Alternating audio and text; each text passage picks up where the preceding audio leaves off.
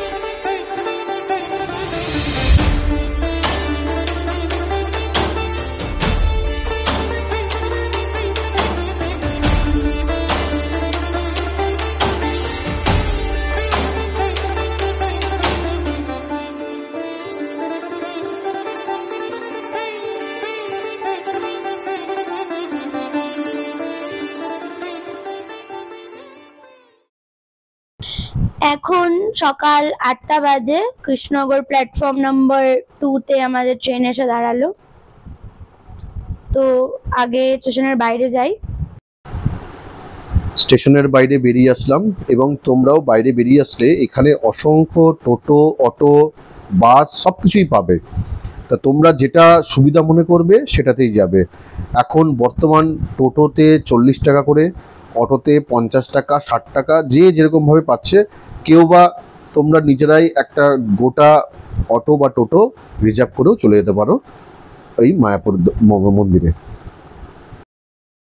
তো আমরা এবার অন্যবার যেরকম আমরা প্রথমে হুলোরঘাট যাই, হুলোরঘাট থেকে তারপরে আমরা নদী পেরিয়ে আবার টোটো করে আমরা ইস্কন মন্দিরে যাই, কিন্তু এবার আমরা পথটা চেঞ্জ করেছি যে আমরা ডাইরেক্ট একদম মন্দিরে গিয়ে ঢুকবো। একদম ব্রিজ হয়ে চারিদিকটা ঘুরে আমরা একেবারে মন্দিরে ঢুকবো। তার জন্য আমরা একটা টোটো ভাড়া করেছিলাম। টোটোতে আমাদের 400 টাকা নিয়েছিল এবং এই টোটো করেই আমরা কিন্তু পুরো কৃষ্ণনগর থেকে পুরো ঘুরে, নদিয়া ঘুরে আমরা মন্দিরে ঢুকেছিলাম এবং জার্নিটা বেশ ভালোই ছিল, আরামদায়ক। সব কিছু বেশ দেখতে দেখতেই যাচ্ছিলাম। প্রথমে আমাদের 34 নম্বর জাতীয় সড়ক পড়েছিল, ওখান থেকে আমরা জাতীয় সড়ক ধরে তারপর মায়াপুরের যে মেন রাস্তা সেই রাস্তায় আমরা ঢুকেছিলাম। বেশ কিছু গ্রাম চোখে পড়েছিল, গ্রামের মধ্যে দিয়ে তারপর যে মায়াপুরে গিয়ে যে কয়েকটা জায়গা যে টোটো করে ঘুরতে হয় বা ভ্যানে করে ঘুরতে হয়, সেই জায়গাগুলোর পাশ থেকেই কিন্তু আমরা মন্দিরে ঢুকেছিলাম। তা এইভাবেও তোমরা মন্দিরে যেতে পারো, অথবা হুলোরঘাট দিয়েও মন্দিরে যেতে পারো, দুটোই একই।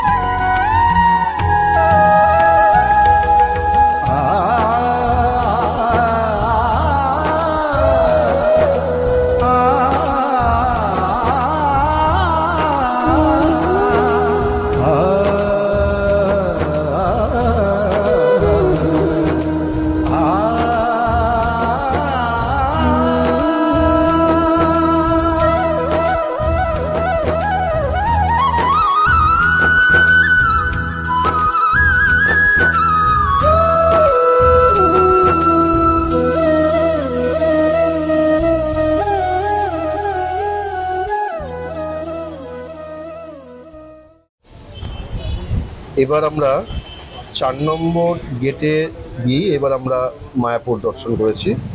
আর 4 নম্বর গেট দিয়ে তোমরা প্রথমেই পাবে হচ্ছে নামাহট্টর ভবন। নামাহট্ট ভবনের দুটো ভবন রয়েছে, একটাতে 200 অব্দি রুম নাম্বার আর আরেকটাতে 200 থেকে 400 অব্দি রুম নাম্বার। নামাহট্ট ভবন একের মধ্যে মেন রিসেপশন, বাইরে এরকম সিটিং অ্যারেঞ্জমেন্ট রয়েছে, সেই কারণে তোমরা রুম ছেড়ে দেওয়ার পরেও এখানে বসতে পারবে এসে পরে। আরেকটা কথা বলে রাখি যে তোমরা নামহট্ট ভবন অথবা গীতা ভবন, গদা ভবন, চক্র ভবন, শঙ্খ ভবন বিভিন্ন এখানে কিন্তু থাকবার ব্যবস্থা রয়েছে। আর এখানে মানে ধর্মশালাও রয়েছে, ধর্মশালাতে 150 টাকা দিয়ে রুম শুরু। ওইখানে তোমরা জাস্ট নিচে একটা মাদুর আর বালিশের মধ্যে শোবে, পুরো বেড়ার পুরো ঘরটা, আর তার সাথে কমন বাথরুম, অ্যাটাচ বাথরুম এখানে পাবে না। রুম তো খালি ছিল না এই টাইমে, তাই রুমের জন্য রিসেপশনে নাম লিখিয়ে এখন আমরা ব্রেকফাস্ট করতে এসেছি এখানে ক্যান্টিনে। বেশ রিজনেবল প্রাইসের মধ্যে খাবারের আইটেম রয়েছে। আমরা তেমন কিছু নিইনি, আমার বোন পাস্তা নিয়েছিল, আমি একটা ছোট পকেট বার্গার, মায়ের জন্য পনির রোল, একটা ব্রাউনি, সিঙ্গারা, আর আমার মাসি আর বাবাকে দিয়েছিল পরোটা।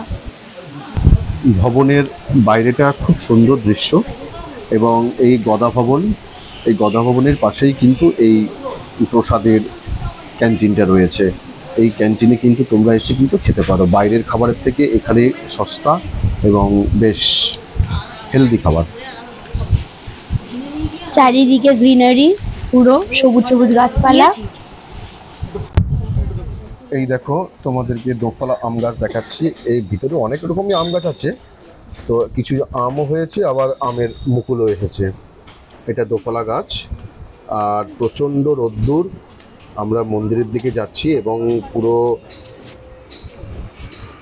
মন্দিরটাই আমরা ঘুরে একবার দেখবার চেষ্টা করছি। আমাদের একটা 4 জন মানে 4 বেড রুমের জন্য নিতে হয়েছে, যেটা নামহট্ট ভবনের যে বলেছিলাম আগে দুটো ভাগ। 2 নম্বর নামহট্ট ভবনে আমরা ছিলাম, আমাদের 3rd ফ্লোরে রুম ছিল, একদম করিডোরের শেষ প্রান্তে আমাদের রুম। বেশি না, 900 টাকার রুম, 4 জন থাকার জন্য, স্ট্যান্ডার্ড রুম, অ্যাটাচ বাথরুম, দারুণ রুমটা। এই যে রুম নাম্বার 309, দুটো খাট রয়েছে, বেলকনি রয়েছে। তো এই রুম টুরটা করেই দেখাচ্ছি।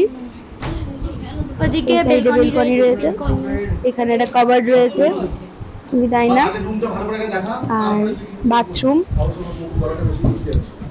খুব সুন্দর রুম, একদম কম দামের মধ্যে দারুণ রুমটা। বাথরুমটা বিশাল বড় বাথরুম ছিল।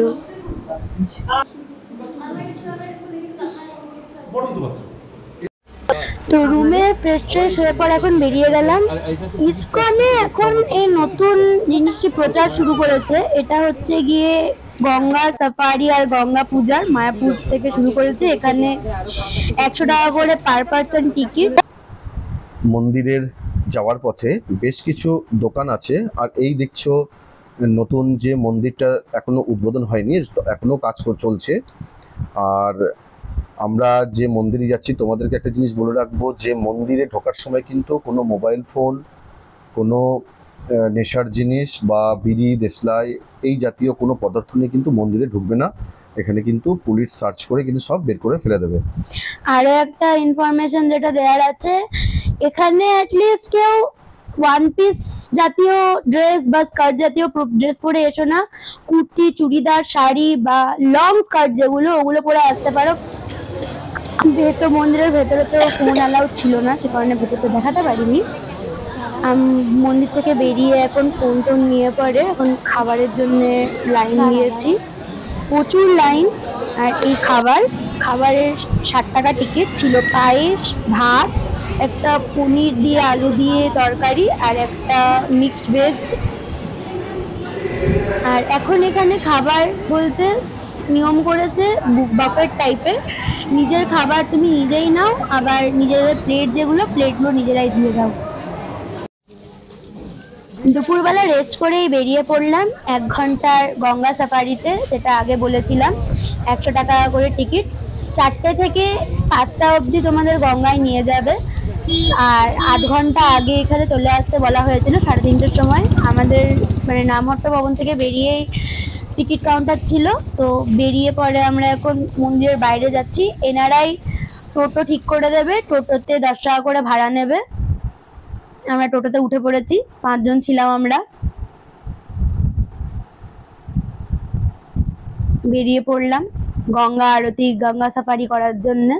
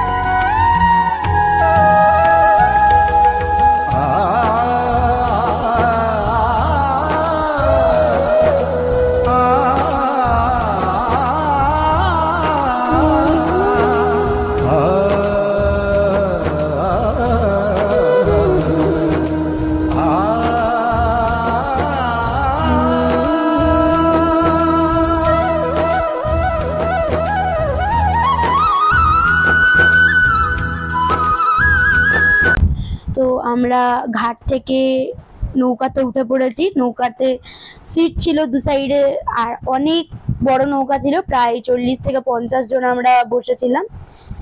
আর ওনারা আমাদের বলেই দিয়েছিল যে যখন নৌকার মধ্যে বসবো জুতোটা খুলে বসতে, আর হাতে আমাদের গঙ্গার জল দিয়ে হাত ধোয়ানোর পরে হাতের মধ্যে ফুল দিয়ে দিয়েছিল, কারণ ত্রিবেণী সঙ্গমে গিয়ে আমরা পুষ্পাঞ্জলি দেবো তাই। অপূর্ব দৃশ্য, দুপুরবেলার গঙ্গার দৃশ্য অপূর্ব। ঠান্ডা হাওয়া দিচ্ছে, কিন্তু প্রচুর তুখর রোদ এই টাইমটাতে দুপুরে। আমাদের বোটের 2 জন প্রভু সবকিছু ঠিক করে রাখছে, 2 জন প্রভুই আমাদের গাইড করে নিয়ে যাচ্ছিল। দূরে ইস্কনের মন্দির দেখা যাচ্ছে।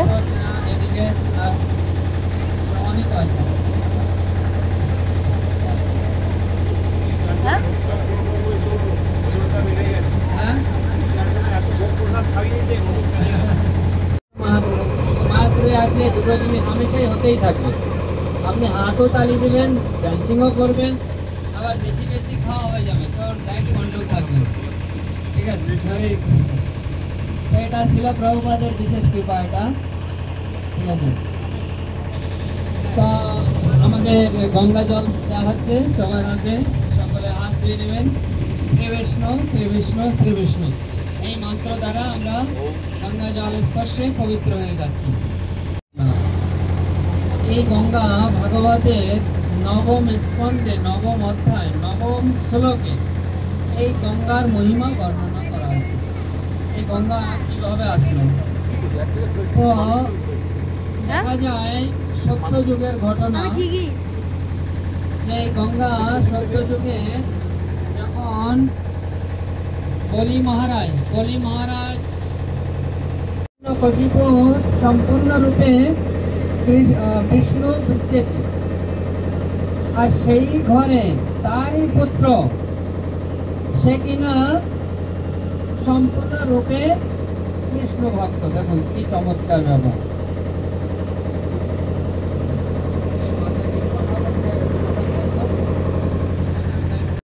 ভগবান তাকে আবার ক্ষমা করেছে, কেননা এই যে সত্য কথা, সদাই সত্য কথা বলিবে, মিথ্যা কথা বলিবে না।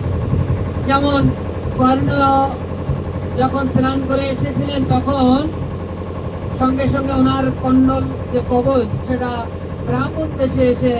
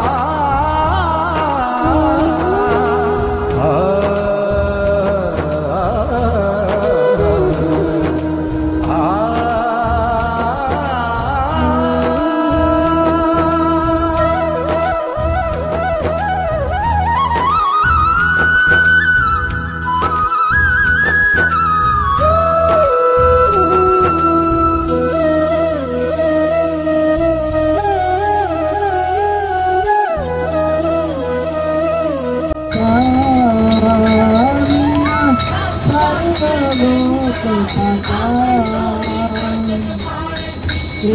दृष्टि तुम्हारी कृपा दृष्टि तुम्हारी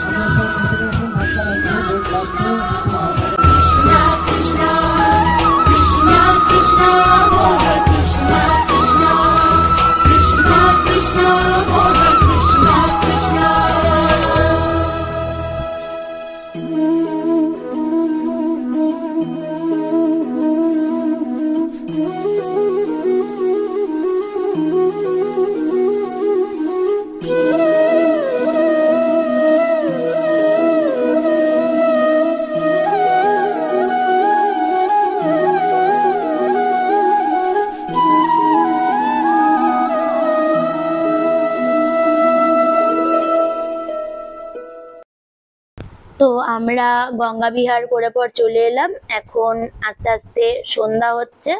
তোমাদেরকে পুরো মন্দিরের যে চারিপাশটা ওটা ঘুরে পরে দেখাচ্ছি।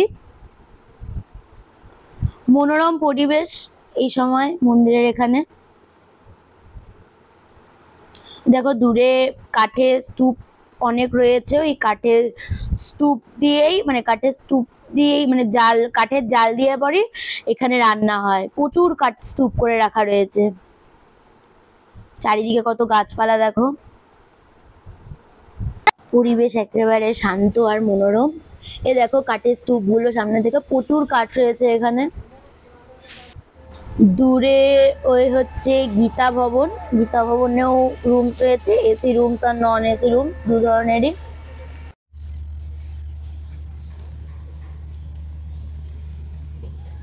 দেখি প্রভু, তোমার একটু গোপালকে দেখাও।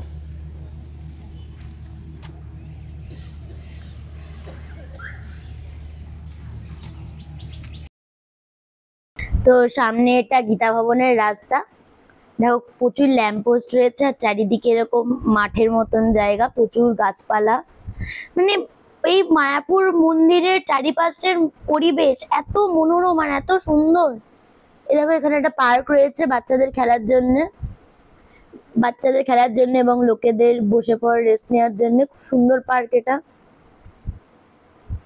গোবিন্দাস প্রসাদম, এটা হচ্ছে একটা রেস্টুরেন্ট টাইপের ক্যান্টিন। এখানে প্রচুর খাবার রয়েছে রিজনেবল প্রাইসের মধ্যে। মার্কেটে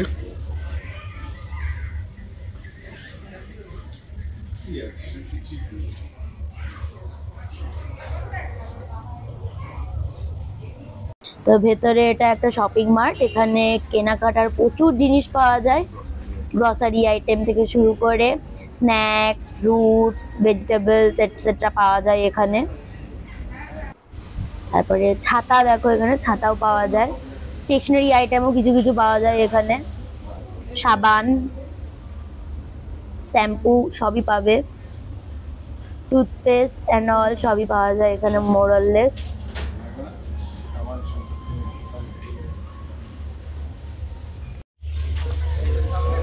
পার্কিং। এটা হচ্ছে মায়াপুর মন্দিরের ভেতরে 4 হুইলার্স এর পার্কিং লট।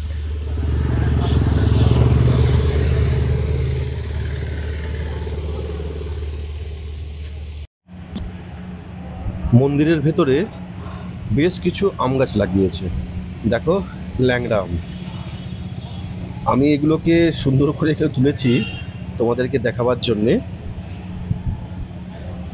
এটা কিন্তু বাবার খুব প্রিয় আম, কারণ বাবা প্রচন্ড পরিমাণে আম খেতে ভালোবাসে। আর ল্যাংড়া আম বাবার ওয়ান অফ দ্য মোস্ট প্রিয় আমের মধ্যে পড়ে। অন্ধকার নেমে এসেছে, তো আমরা মন্দির পরিসরে আবার যাওয়ার জন্য রেডি হয়েছি এবং যাচ্ছি। তাই তোমাদেরকে দেখাচ্ছি সামনে সমস্ত জামা কাপড়ের দোকান, চারিদিকে আলো জ্বলছে।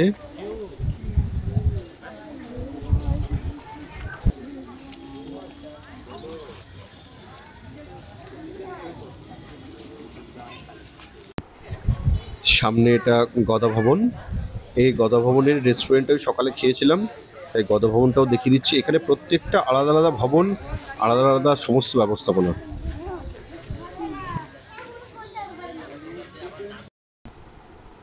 আর আবার বলছি তোমাদেরকে যে মন্দিরে কিন্তু কোনো ফোন, ইলেকট্রনিক্স আইটেম কিচ্ছু নিয়ে কিন্তু ভেতরে ঢোকা যাবে না।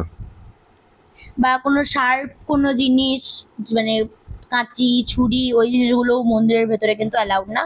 যদি তোমরা ব্যাগ ট্যাগ ক্যারি করো, ওই ব্যাগ কিন্তু খুব থরলি চেকিং হবে ভেতরে।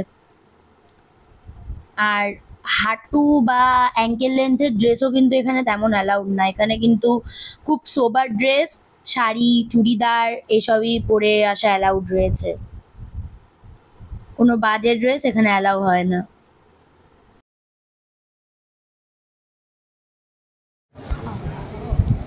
মন্দিরের সামনে আমরা যাচ্ছি, এইটা হচ্ছে মন্দিরের এন্ট্রি পয়েন্ট। এখানে লাইন দিয়ে তোমাদেরকে ঢুকতে হবে। তো ভেতরে যেহেতু মোবাইল আর অ্যালাউ ছিল না, তাই বাইরের থেকেই তোমাদেরকে একটু দেখিয়ে নিচ্ছি। এরপর মোবাইলটা আমরা জমা রেখে দেবো, তারপরে লাইন দিয়ে এই ভেতরে সার্চ করে আমাদেরকে ভেতরে ঢোকাবে। তোমাদের সাথে এবার ডিনার নিয়ে দেখা করছি কিছুক্ষণ পরে। তো মন্দিরের পরিসর পুরো ঘোরা হয়ে গেল। মন্দিরের ভেতরটা আর একবার দেখে নিয়ে আমরা এখন ডিনার করতে চলে এলাম। তো ডিনারে আমরা নিলাম সবাই মিলে মশলা ডোসা 1 প্লেট করে, আর মাসি আর বাবা নিল আলুর পরাঠা। ডোসাটা দারুণ খেতে ছিল। 60 রুপিস পার প্লেট নিয়েছিল ডোসা। দারুণ স্বাদ, দারুণ, মানে ডোসাটা এত সুন্দর খেতে। এই যে বুনুও খাচ্ছে ডোসা। সাম্বারের টেস্ট আর চাটনিটার টেস্ট দারুণ খেতে। তো আজকের মতন এতটুকুই। খুবই শীঘ্রই দেখা হচ্ছে পরবর্তী কোনো একটা ব্লগে। ততক্ষণের জন্যে সবাইকে টাটা। সবাই সুস্থ থেকো, ভালো থেকো। আর যদি আমার ভিডিও ভালো লাগে তাহলে অবশ্যই ভিডিওটিতে একটা লাইক করে দিও, একটা কমেন্ট করে দিও এবং ভিডিওটি শেয়ার করে দিও। আর আমার চ্যানেলে যদি নতুন হয়ে থাকো তাহলে অবশ্যই ভিডিওটিতে সাবস্ক্রাইব বাটনটা টিপে বেল আইকনটিও প্রেস করে দিও। তো ধন্যবাদ সবাইকে। পরবর্তী ভিডিওতে খুব শীঘ্রই দেখা হচ্ছে তোমাদের সাথে।